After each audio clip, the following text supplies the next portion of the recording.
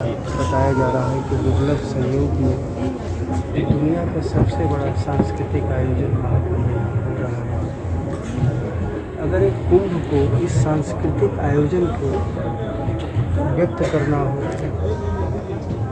बताना हो तो आप किस रूप में कहेंगे?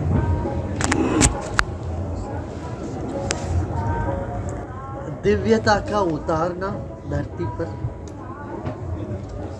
और एकता में अनेकता, अनेकता में एकता का अनुभव करना, सूक्ष्म और स्थूल जगत का अनोखा मिलन को अनुभव करना, दैवी शक्ति और भौतिक सुख सुविधा का यहाँ पर इतना अच्छा सुचारू रूप से हुआ है, इसको अनुभव करना और मानवता की जो मुख्य बात है साधना, सेवा और सत्संग, ये यहाँ पर है।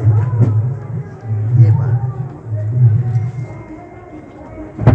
यहाँ पर आप अभी बता रहे थे कि विभिन्न मतों विचारों का मिलन का ये मेला है, संस्कृतियों के मिलन का मेला है। ये दुनिया के लिए एक बहुत बड़ा संदेश है।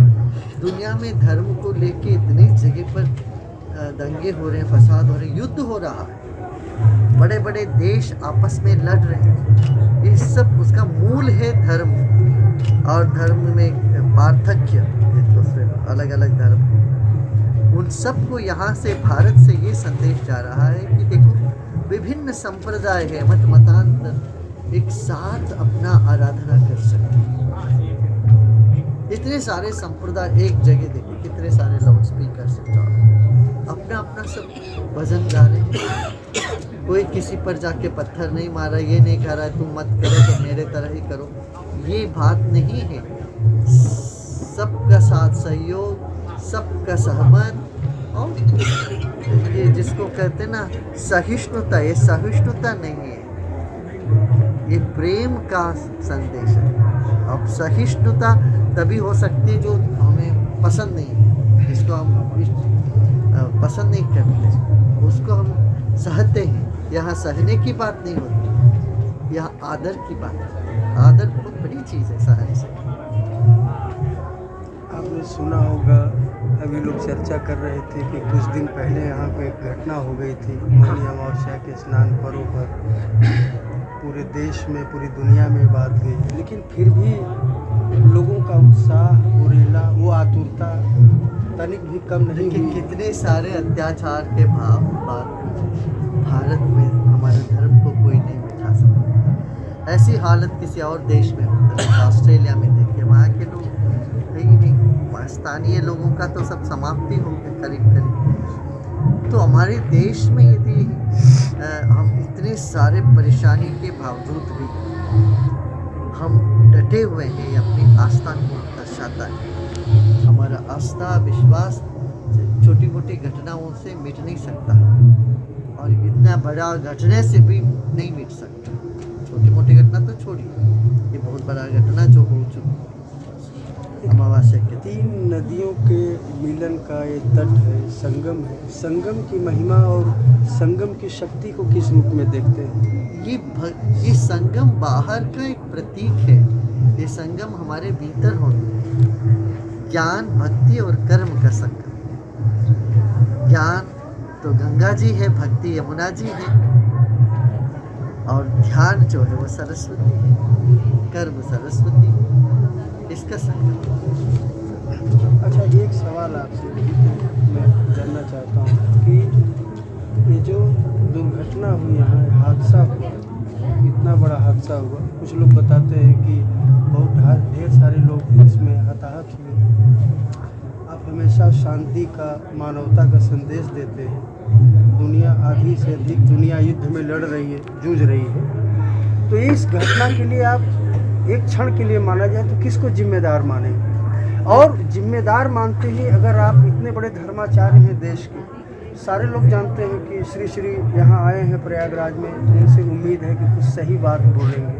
सही बात का मतलब इस देश के लोगों के लिए, श्रद्धालुओं के लिए, हमारे आप के लिए, सबके लिए। तो इसके लिए कौन जिम्मेदार है, और उस जिम्मेदार लोगों के लिए कि क्या, उनके ऊपर क्या कार्रवाई होनी चाहिए? आप सरकार से कुछ कहेंगे, मोदी से या योगी से?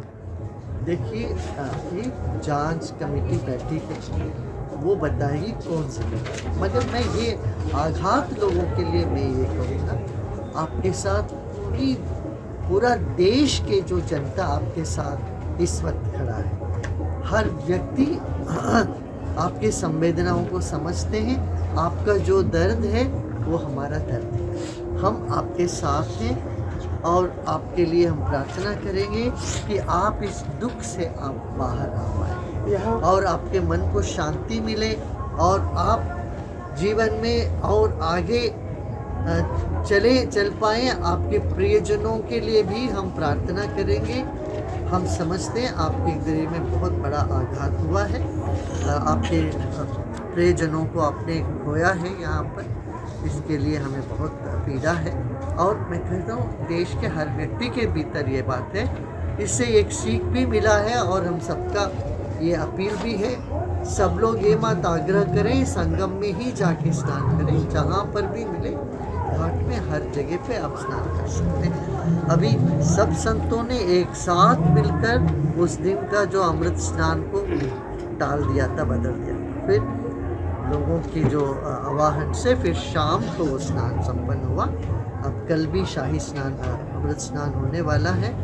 फिर मैं अपील करता हूँ कि आप आपसे आग्रह करते हैं आप वहीं जाके स्नान करना, ये आग्रह छोड़। इस कुंभ का एक फोकस था, पूरे कुंभ मेले का जो संतों का फोकस है कि एक सनातन बोर्ड का गठन करना, एक वक्फ बोर्ड को भंग करना। तो सनातन बोर्ड और वक्फ बोर्ड दोनों को अगर आपके सामने रख दिया जाए तो आप पहले किसको भंग कराना चाहें, किसको गठन कराना चाहेंगे?